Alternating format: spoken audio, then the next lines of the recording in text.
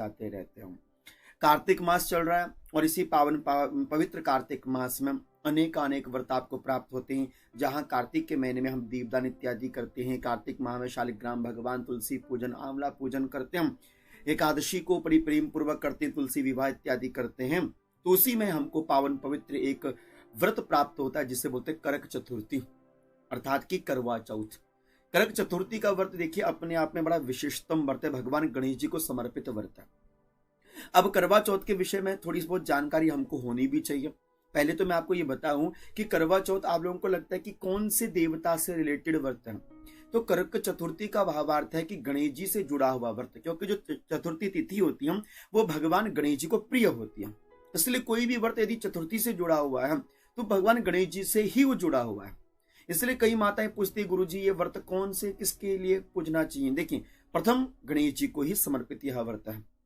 करक चतुर्थी भगवान गणेश जी को ही पूजन करके, गणेश जी का ही पूजन इसमें विशेष रूप से किया जाता है। अब करक चतुर्थी में क्या क्या नियम धारण करने चाहिए, करक चतुर्थी का क्या क्या संकल्प नियम बनता है, वो भी हमें समझना चाहिए। देखिए, करक चतुर्थी अपने आप में बहुत विशिष्टम व्रत है और जितनी तत्परता से आप इस व्रत को करेंगे उतना आपके लिए श्रेष्ठ है। आपने समझना है कि करक चतुर्थी व्रत की, करवा चौथ व्रत की विधि क्या है, चंद्रमा पूजन की विधि क्या है, करवा चौथ के नियम क्या रहने चाहिए, गर्भवती कोई माता है तो वो करक चतुर्थी का व्रत कैसे करें, है ना, अथवा कोई दवाई लेकर करवा चौथ का व्रत करता है तो वो कर सकता है अथवा नहीं कर सकता, करे तो कैसे करें।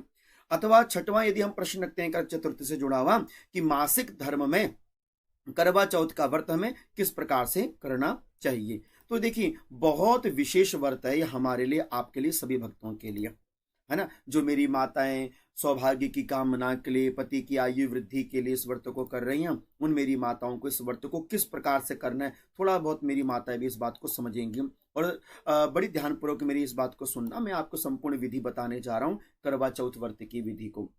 सबसे पहले तो आप सभी से एक मेरा छोटा सा निवेदन है, यदि उस निवेदन को स्वीकार करें तो मुझे बहुत प्रसन्नता होगी। देखिए, आजकल विशेषतः मूलतः हो क्या गया कि ना करवा चौथ को ना हम किसी दूसरे एंगल पर लेकर चले गए।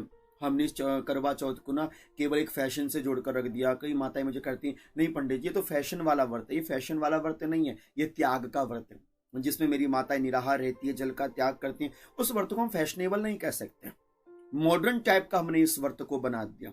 हम देख रहे थे कि आजकल ये व्रत किसके लिए है। ये व्रत हम वामन पुराण में आप पढ़ेंगे तो वामन पुराण के अंतर्गत बताया गया कि ये व्रत केवल सौभाग्यवती नारी को करना चाहिए, जो अपनी पति की लंबी आयु के लिए करना चाहती हैं। लेकिन ट्रेंड ऐसा बना दिया गया कि अब जेंट्स भी इस व्रत को कर रहे हैं। अच्छा, किस हद तक ये बात ठीक है, आपको भी स्वयं विचार करना चाहिए। तो इसलिए मेरा आप सभी से निवेदन है कि इस व्रत की विधि को, इसकी चर्चा मैं आपके सामने आगे करूंगा। लेकिन हमने करक चतुर्थी की विधि को, विधान को, नियम को, किस प्रकार से करना चाहिए, मेरी माताओं को संकल्प क्या क्या लेना चाहिए, प्रातः से लेकर सायं तक का आपका क्या नियम बनना चाहिए, सारी विधियों को जरा यहाँ पर मैं आपके सामने कहूं तो आप बड़ी प्रेम पूर्वक मेरी इस बात को सुनिएगा और समझिएगा। ठीक है, प्रथम आप तो देख रहेंगे कि हमने करक चतुर्थी के व्रत में कौन कौन सी बातों का ध्यान रखना है और क्या क्या नियम बनने चाहिए। 6 टॉपिक्स में आपको मैं बताने जा रहा हूं, जिसमें से पहला टॉपिक है हमारा व्रत विधि। करवा चौथ का जो व्रत है वो कब है। करक चतुर्थी का जो व्रत है ये 1 नवंबर सन 2023 को किया जाने वाला है। तो ये व्रत है सबसे पहली महत्वता। दूसरा यहाँ पर यह है कि 1 नवंबर सन 2023 को इसका पूजा का मुहूर्त क्या है, चंद्रोदय का मुहूर्त क्या है, यहाँ पर मैं आपको ये भी समझा देता हूं। करवा चौथ का जो व्रत है, समय जो है सुबह 6:30 बजे से, मतलब सूर्य उदय से यह व्रत प्रारंभ होता है और चंद्रोदय तक यह व्रत पूर्णतः चलता है। तो 6:30 बजे से यह व्रत प्रारंभ हो जाएगा और 8:10 शाम तक यह व्रत रहेगा। सूर्योदय से लेकर चंद्रोदय तक यह व्रत करक चतुर्थी का लिया जाता है। ठीक है, उसके बाद इस व्रत की विधि क्या है। यह व्रत प्रातः सूर्योदय से प्रारंभ होता है और रात में चंद्रमा में पूजन किया जाता है, चंद्रदेव का पूजन किया जाता है और पति देव को लंबी आयु के लिए चंद्रमा से प्रार्थना करी जाती है। और फिर इस तरह से आप सभी जानते हैं कि पति के द्वारा जब जल पान करवाया जाता है तब जाकर ये व्रत खुलता है। ठीक है ना। और इस बीच में जो महिलाएं होती है वो आप सभी जानते हो मेरी माँ, कि आपको जल का, अन्न का, फल को ग्रहण नहीं करना चाहिए, बड़ी सात्विकता बनाकर रखनी चाहिए, है ना। तो आपने इस बात का भी ध्यान रखना है। इस व्रत को बड़ी निष्ठा पूर्वक आपने करना चाहिए, श्रद्धा पूर्वक आपने इस व्रत को करना चाहिए। करवा चौथ के दिन जो चंद्रोदय है वो रात के 8:10 पर हो रहा है। बाकी अपने अपने समय अनुसार आपके देशांतर का प्रभाव पड़ेगा, तो उसके अनुसार चंद्रोदय आपको दिखाई बन पड़ेगा। मूलतः 8:10 से चंद्रमा प्रारंभ हो जाएंगे। अब करवा चौथ का जो पूजन मुहूर्त है, हमने इसका पूजन जो शुभ समय है वो क्या रहेगी, तो समय सारणी पूजन की है शाम को 5:44 से लेकर 7:02 में आप इसमें पूजन कर सकते हैं। विशेषता पूर्वक कथा श्रवण इत्यादि कर सकते हैं। वैसे सुनने को तो कई भक्त दिन से ही प्रारंभ कर देते हैं, लेकिन यदि आप एक पूजा का शुभ मुहूर्त लेकर चलते हो तो वो शाम को 5:30 से लेकर 7:02 तक का रहेगा 1 नवंबर को। तो ये है करवा चौथ में पूजन का मुहूर्त, जो आपने इसी मुहूर्त में यदि अधिकाधिक पूजन कर सके वो आपके लिए शुभ रहेगा। ठीक है, अब करवा चौथ की व्रत पूजन विधि क्या है उसको भी थोड़ा हम समझ लेते हैं। करवा चौथ का जो व्रत है वो सूर्योदय से पूर्व ही सरगी होती है। सास ससुर द्वारा दिया हुआ एक अल्पाहार कहते हैं उसको करने के उपरांत ही अपराह्न तक इसमें निर्जला व्रत धारण किया जाता है। मेरी माताएं इसमें जल का पान नहीं करती हैं, तो इसमें मुख्यतः जल पान ना करने का विधान बताएगा, इसलिए थोड़ा सा व्रत अपने आप में तपस्या युक्त व्रत है। इस व्रत में शिव शिवा का अर्थात कि उमा महेश्वर भगवान का, शिव गौरा का विशेष पूजन करना चाहिए। और इतना ही नहीं, स्वामी कार्तिकेय जी का भी पूजन इसमें किया जाता है। और सायंकाल के समय चंद्रदेव को अर्घ्य देकर चंद्र देवता का भी इसमें पूजन किया जाता है। तो भगवान शिव का, स्वामी कार्तिकेय जी का, चंद्रमा का पूजन इसमें आपने विशेष करना चाहिए। नियम, प्रातः कालीन स्नान करके आपने स्वच्छ मन के साथ भगवान श्री गणेश जी के निकट बैठना चाहिए। इस व्रत का प्रारंभ आपने भगवान गणेश जी की पूजा से करना चाहिए। ठीक है, कई मेरी माताएं होती है वो केवल दिन के टाइम पर ही पूजा करती है, ऐसा बिल्कुल मत कीजिएगा। आपने इस पूजन के लिए नियम यही धारण करके रखना है कि आपने जब आप सुबह नहा धो लेंगे अपना नियम धारण करके सर्वप्रथम 21 दुर्वा आप अपने हाथ में लेना और 21 दुर्वा लेकर भगवान गणेश जी को प्रणाम करना। हे प्रभु गणेश जी, आप इस मेरे व्रत को निर्विघ्न परिपूर्ण करें, क्योंकि आप कोई विशेष तपस्या युक्त यदि किसी व्रत को करते हैं उसमें विघ्न अनेक प्रकार के आते हैं। तो विघ्नों की निवारण के लिए प्रथम आपने सुबह उठते ही नहा धोकर भगवान गणेश जी का नाम चिंतन करना चाहिए। 21 दुर्वा हाथ में लेकर आपने भगवान गणेश जी के नियम संकल्प करना है। संकल्प मैंने संक्षिप्त रूप में आपके स्क्रीन में दिया है। आप बोलना कि मम सुख सौभाग्य पुत्र पौत्रादि सुस्थिर श्री प्राप्ते करक चतुर्थी व्रत महम करिष्ये। आपने इस संकल्प को मेरी माताएं बोलना चाहिए। यदि मेरी माँ इस संकल्प को ना बोल सकें तो बच्चों के द्वारा अथवा घर में कोई भी सयाना व्यक्ति हो, बुजुर्ग व्यक्ति हो, समझदार व्यक्ति हो जो संस्कृत थोड़ा पढ़ सकता तो ये संकल्प वो बोल लेंगे। इस तरह से संकल्प करके आपने 21 दुर्वा गणेश जी के सामने रखनी है और एक घी का दीपदान भगवान गणेश जी के सामने कर देना चाहिए। और उसके तदुपरांत आपने भगवान शिव के मंदिर में जाना चाहिए। ये नियम जो मुख्य है, इसका मुख्य नियम यह कि आपने गणेश जी को संकल्प करके अपने घर में ही गणेश जी के नाम का दीपदान करना चाहिए। उसके बाद आपने शिव मंदिर में जाना चाहिए और शिवालय में जाकर आपने महादेव को 1 लोटा जल, काले तिल, माता गौरा जी को भी आपने थोड़ा श्रृंगार सामग्री और माँ भगवती का पूजन करके उसके बाद अपना व्रत प्रारंभ करना चाहिए निर्जला के रूप में। ठीक है, और अपने घर में आप यदि हो सके तो एक चौकी लगाएं, चौकी में लाल वस्त्र बिछाकर आप भगवान शिव, माता पार्वती की प्रतिमा को भी रखें। स्वामी कार्तिकेय जी का और गणेश जी का इसमें विशेष पूजन होता है, तो आपको इसका भी ध्यान रखना है। अब अपनी पूजा की जो थाली होगी उसमें सजाना, उसमें दीपक, सिंदूर, अक्षत, कुमकुम, रौली, चावल की बनी मिठाइयाँ जो भी आपसे बन पड़े उन मिठाइयों को आपने रखनी है। सफेद मिठाई भी इसमें प्रयोग में लेकर आई जाती हैं। तो ये आपकी पूजन की थाली है जो आप जब भगवान महादेव का पूजन करेंगे, गणेश जी का पूजन करेंगे तो उस समय आपने रखनी है। इसके बाद फिर आपने जो करवा होता है ना जिसमें से जल आप पिलाते हैं, वो करवा भी आपने जल से भरकर रखना है। और माता पार्वती को आपने माँ गौरा जी को श्रृंगार सामग्री अर्पण करना है। और हो सके तो आप एक चौपाई का पाठ कर लेना, देवी पूज पद कमल तुम्हारे सुर नर मुनिजन होई सुखारे। इस चौपाई को आप 5-6 बार या 7 बार 11 बार पढ़ लीजिएगा। देवी पूज पद कमल तुम्हारे सुर नर मुनिजन होय सुखारे। तो आपने इस चौपाई को पढ़कर माता गौरा जी से विशेष अखंड सौभाग्य की प्रार्थना करने की, माँ मुझे अखंड सौभाग्य देने वाली बने जैसे आपका है। गणेश जी का पूजन आपने सुबह उठते भी किया नहा धोकर, और शाम को भी जब आप अपनी कथा प्रारंभ करेंगे तो कथा करने से पूर्व आपने सारी चीजों को करना है, गणेश जी का, भगवान शिव का, ठीक है ना। उसके तदुपरांत फिर आपने चंद्रमा के लिए एक जल का लोटा भी बनाकर रखना चाहिए। बाकी अपनी परंपरा भी आप इसमें जोड़ सकते हैं। और यदि आप करवा चौथ के व्रत में महादेव का पूजन शिव गौरा जी के साथ कर रहे हैं तो एक सुंदर सा मंत्र है आपके स्क्रीन में, इस मंत्र को जरूर बोल दीजिए। नमः शिवाय सावर्णीम सौभाग्यम संतति शुभाम प्रयच्छ भक्ति युक्ता नाम नारीणाम हर वल्लभी। तो ये भी आप हो सके तो अवश्य बोल लीजिएगा, ठीक है। तो ये मंत्र बोलकर आपने गौरा महेश जी का पूजन करना चाहिए। आपके पास जो शिव की प्रतिमा है ना गौरा महेश की, वो एक साथ जुड़ी हुई होनी चाहिए। हाथ में यदि गणेश जी विराजमान है, बगल में कार्तिकेय जी, ऐसी सुंदर शोभायमान प्रतिमा में यदि आप शिव पूजन करो, शिव परिवार का पूजन करो, बहुत अच्छी बात है। यदि आप पूर्ण मंत्र नहीं पढ़ सकते तो मेरी माताएं नमः शिवाय इस मंत्र को जप सकती हैं, अथवा शिवाय नमः इस मंत्र को बोल सकती हैं। थोड़ा कार्तिकेय जी को भी प्रणाम करना, ओम षण्मुखाय नमः। गणेश जी का तो आपको पता है, ओम गम गणपते नमः। इस प्रकार से आपने इन आगमोक्त मंत्रों का, नाम मंत्रों का उच्चारण करके पूजन करना चाहिए। उसके तदुपरांत फिर आपको कथा सुननी चाहिए। कथा के नियम जिस प्रकार से आपकी परंपरा में आते हैं उन परंपराओं का निर्वहन आपने करना चाहिए। और चंद्रमा के निकलने पर छलनी से या जल में चंद्रमा को देखें और फिर चंद्रमा की पूजा करें, उनको अर्घ्य देना चाहिए। चंद्रमा को अर्घ्य इसमें विशेष दिया जाता है क्योंकि चंद्रमा मन के स्वामी हैं और आयु के स्वामी हैं, तो चंद्रमा से लंबी आयु की कामना करनी चाहिए। जब चंद्रमा को आप अर्घ्य देना तो एक आपके पास लोटा, उसमें थोड़ा दूध और जल मिक्स करके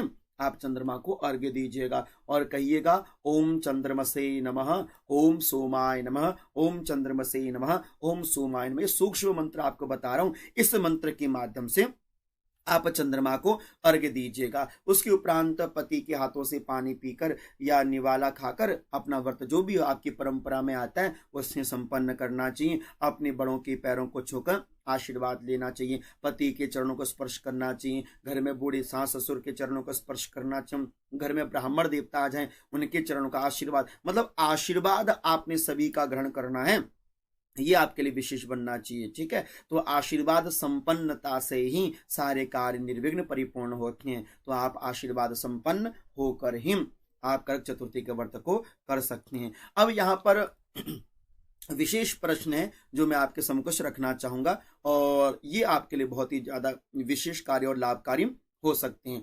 तो यहाँ पर अब आपके मन में ये भी प्रश्न आता है, क्या गर्भवती महिलाओं को करक चतुर्थी का व्रत करना चाहिए अथवा नहीं करना चाहिए? क्योंकि आपने देखा होगा कि करक चतुर्थी के व्रत को छोड़ा नहीं जाता, किसी भी हालत में नहीं छोड़ा जाता, जहां तक हो सके इसको करना चाहिए।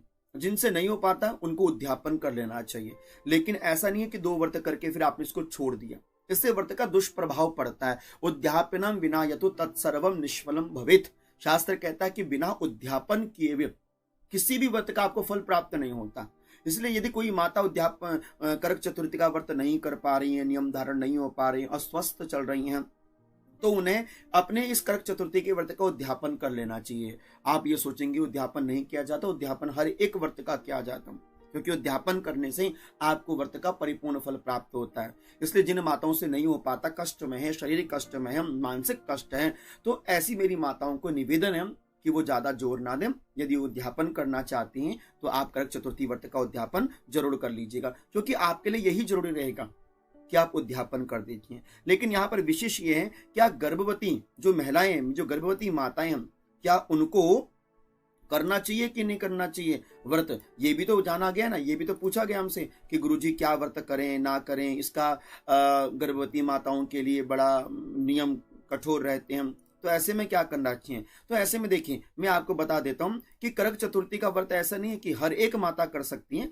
किंतु इसके लिए नियम थोड़े से लागू होते हैं कि गर्भवती माताओं को सबसे पहले ध्यान रखना चाहिए कि यदि उनको शरीर सहयोग देता है, तो यदि शरीर सहयोग देता है तो मेरी गर्भवती माताएं 5 महीने तक तो बड़ी नियम के साथ इस भोजन को कर सकती हैं।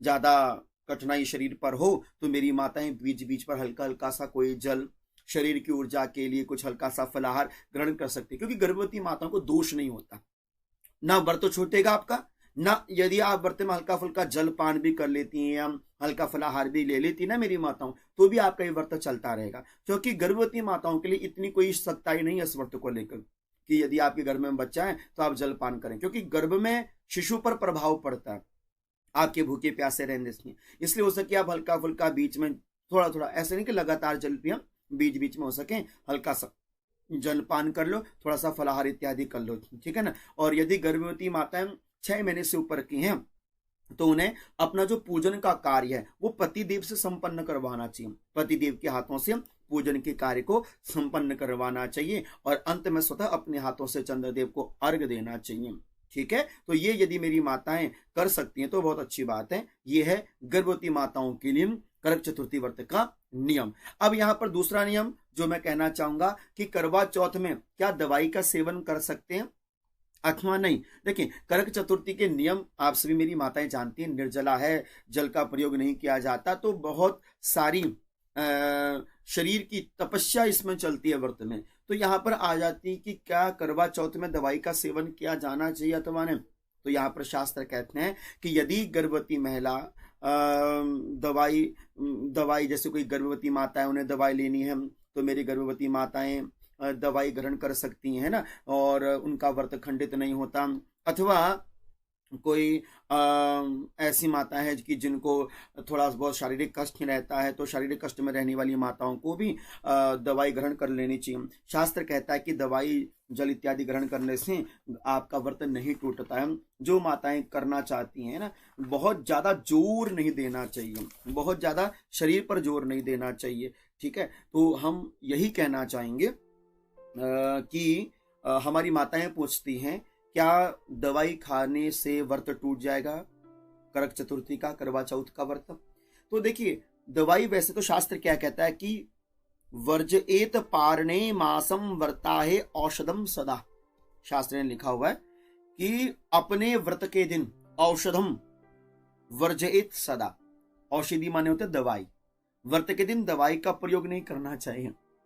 व्रत के दिन दवाई का प्रयोग करोगे तो उससे व्रत खंडित हो जाता है। लेकिन शास्त्र एक निर्देश करता है कि यदि दवाई लेनी पड़ जाए तब, तो बोले अष्टोत्यान व्रत ज्ञानी आपो मूलम फलम पयः हविर ब्राह्मण काम्याच गुरुर वचनम औषधम।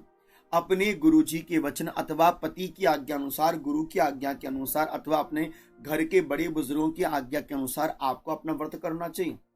यदि येन केन प्रकारेण शरीर आपका सक्षम नहीं है व्रत करने में, लेकिन फिर भी आप व्रत कर रहे हैं, लेकिन आपको औषधियां भी लेनी है, तो शास्त्र कहता है कि आप औषधि ले सकते हैं।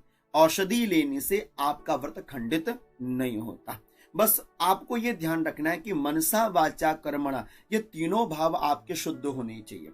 मेरी माताएं, यदि पति के सौभाग्य की वृद्धि के लिए थोड़ा त्याग करनी अच्छी बात है, अपने स्वास्थ्य का भी ध्यान रखिए। और यदि आपको मध्य में कहीं दवाई लेने की आवश्यकता पड़ जाए, हल्का सा फलाहार लेकर आप दवाई ले सकती हैं, किंतु व्रत खंडित हो जाएगा ऐसा विचार नहीं करना चाहिए। यह आपातकालीन स्थितियों की बात मैं आपसे कर रहा हूं कि जिनके शरीर में कष्ट है, आपातकालीन स्थितियां हैं, माता गर्भवती चल रही हैं, तो उनके लिए नियम है कि यदि वो औषधि ले लेती हैं और औषधि लेकर भी यदि वो करक चतुर्थी के व्रत को करती हैं तो इससे उनका व्रत खंडित नहीं होता है। अब यहां पर एक और प्रश्न है करक चतुर्थी से जुड़ा हुआ। यदि कोई माता मासिक धर्म में चली जाए, रजस्वला हो जाए, तो क्या रजस्वला माता को भी करवा चौथ का व्रत करना चाहिए? देखिए, बहुत गंभीर प्रश्न है ये भी। तो मैं आपको बताऊं, हमारा सनातन धर्म बड़ा प्रखर और बहुत ही विशालतम भावों को हमारे सामने रखता है। गहरे गहरे रहस्यों से परिपूरित हमारा सनातन धर्म, और सनातन धर्म में हमारे अमूल्य ग्रंथ, अनमोल ग्रंथ। उन्हीं ग्रंथों में निर्णय सिंधु के अंतर्गत एक प्रमाण कि यदि कोई स्त्री रजो धर्म में चली जाए तो वो करवा चौथ का व्रत कैसे करे। तो नियम शास्त्र कहते हैं कि भार्या पतिर्व्रतम कुर्याद भार्यायाश्च पतिव्रतम असमर्थे प्रस्ताभ्याम व्रत भंगो न जायते। अब हमने कहा था कि करवा चौथ का व्रत वैसे तो पति को नहीं करना चाहिए, किंतु यदि आवश्यकता आन बन पड़े और स्त्री रजो धर्म में चली जाए तो स्त्री के व्रत को पुरुष भी कर सकता है। तो पहला नियम ये धारण कर सकते हैं कि यदि कोई माता रजो धर्म में चली जाए तो उसके सारे नियम और व्रत को पतिदेव धारण कर सकते हैं, पहली बात। दूसरी बात, यदि कोई स्त्री रजो धर्म में व्रत को भी कर रही है तो उसको भगवान को स्पर्श नहीं करना चाहिए और मानसिक रूप से ही भगवान का व्रत किया जाता है, क्योंकि रजो धर्म आने पर किसी भी व्रत को नहीं त्यागा जाता। आप सोचेंगे कि हम मासिक धर्म में चलेगी, रजस्वला होगी, हमें व्रत त्याग देना चाहिए, शास्त्र ने ऐसी मनाही करी है, क्योंकि तन की अशुद्धता है, मन की अशुद्धता नहीं होती। बस आपने केवल नियम ये धारण करना है कि आप देवताओं की प्रतिमा को स्पर्श नहीं करेंगे, आप देव स्पर्श ना करें, आपने इतना ध्यान रखना है। इसके अन्यत्र यदि आपको लगता है कि फिर भी मेरे से इतने नियम नहीं बन पाए